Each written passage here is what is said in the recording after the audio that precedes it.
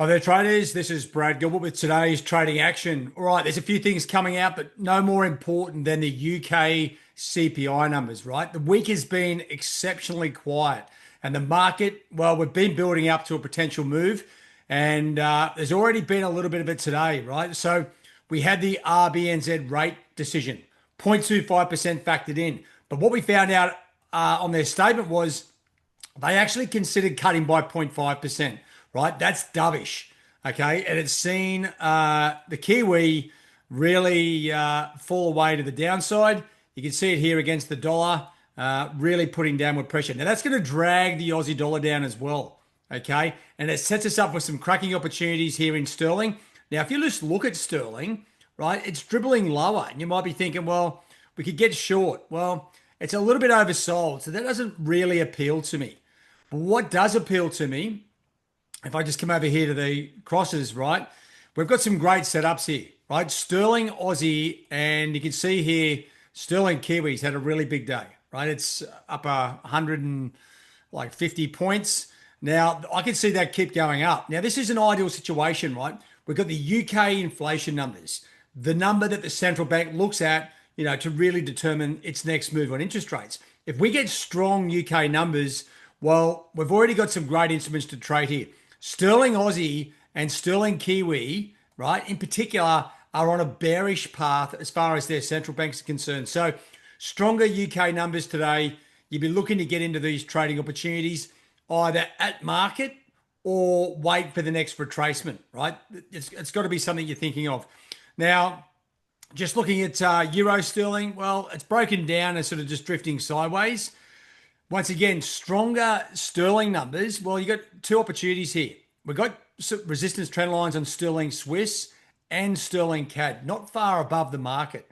Now, these are two potential targets. If we got stronger UK inflation, well, then I would be definitely looking to get long sterling Swiss, sterling CAD, sterling Aussie, sterling Kiwi look good. But the thing is with sterling Aussie and sterling Kiwi, or definitely sterling Kiwi, is we've really lost control of our entry level, right? It's going to gap all over the place. If you're looking to get into these two pairs, right, sterling Aussie and sterling Kiwi, I'd be looking at a pending buy stop, say 15 points above the market.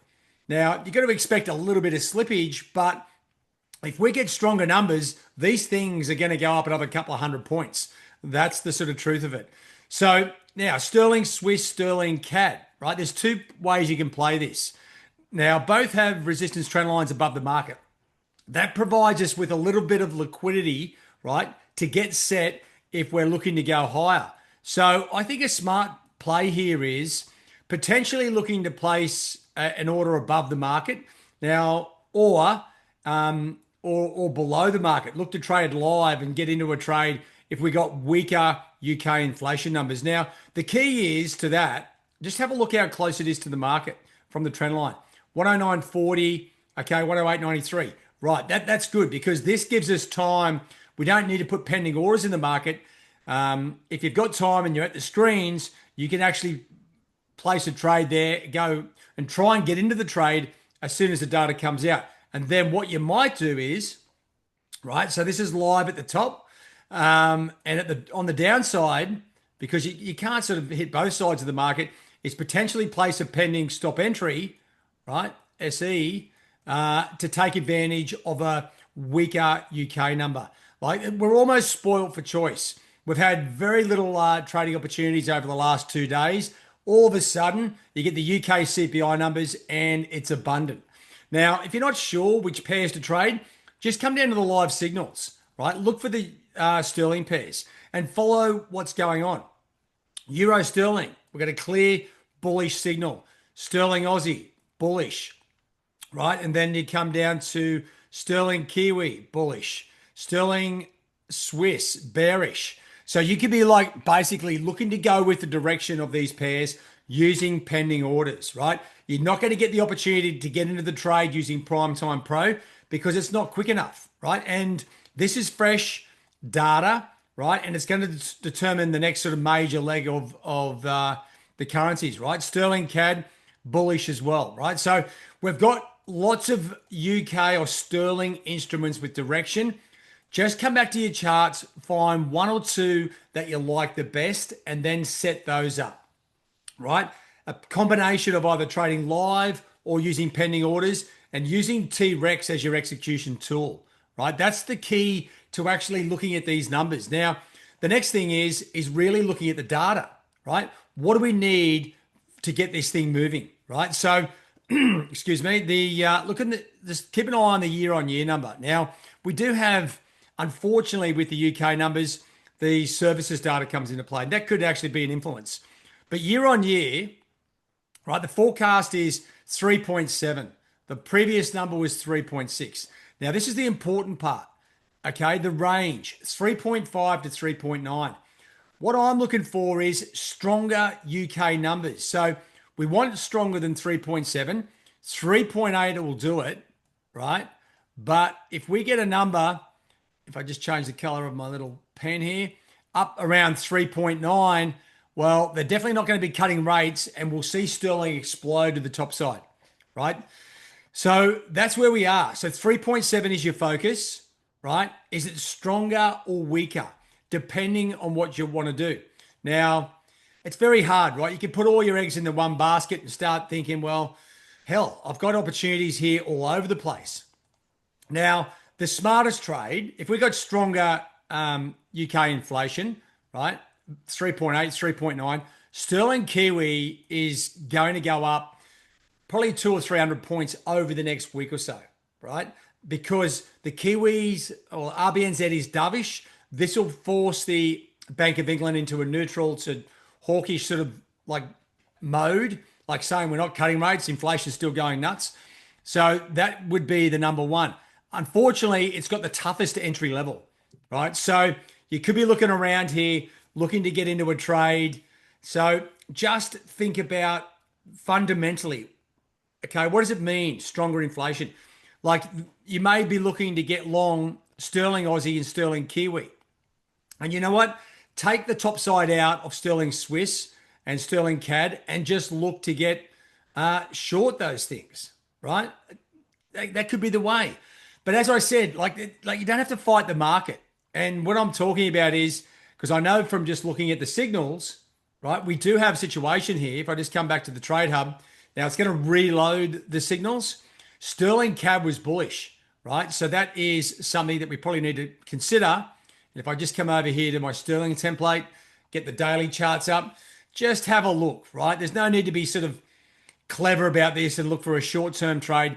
If we get an instrument working well with the long-term trend, then it's a better opportunity, right? And as you can see, if I blow up sterling CAD, and I'm just saying, look, don't worry about sterling CAD to the top side. It is, it's a little bit overdone here, but the trend in sterling CAD is still up, right? The trend basically for sterling against the commodity currencies, Aussie, Kiwi, and CAD, is massively up, right? They are different ends of the interest rate spectrum. So, the Bank of Canada, they could be looking to cut rates. RBNZ have just cut. The Aussie, okay, probably on hold next one, but they will be cutting again shortly. So these instruments are going to go up. Now, for those traders, compliant and stable traders, you don't need to necessarily get into the trade now, but there will be an explosive move on the data. Ideally, if the numbers come out as expected, I would definitely still be looking to get long sterling Aussie, sterling Kiwi in particular, using Primetime Pro. That's a number that as it is expected, right? Outside of that, small trade to the top side looks good. Now, on the daily charts, a lot of these things are overextended. Yeah, for good reason, because that's where they're going, right? So just have a look across your charts, because I was a little bit blasé there, just going, oh, just jump in. Well, we know the answers here, right? So, if we get weaker UK inflation numbers, Euro sterling is going up. That's probably your go-to. Sterling Aussie and sterling Kiwi, as I said, fundamentally makes sense. They're both going up. But sterling Kiwi is going to be a tough entry.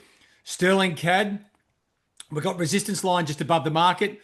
Bullish, maybe a pending order above that as well. could be the way of it. I mean, like as it is, this is like it's, and I always say this, when the markets light up, there's so many opportunities. It's hard to work out which one to get.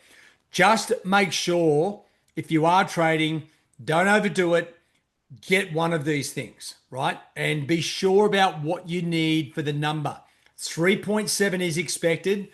So you could think 3.6 is weaker, 3.8 is stronger, and you're going to get a move either way because we've got instruments geared up for both sides of the market.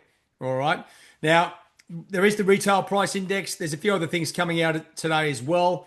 You got the Eurozone final inflation numbers. Usually not a lot of interest in that. Usually comes out as expected.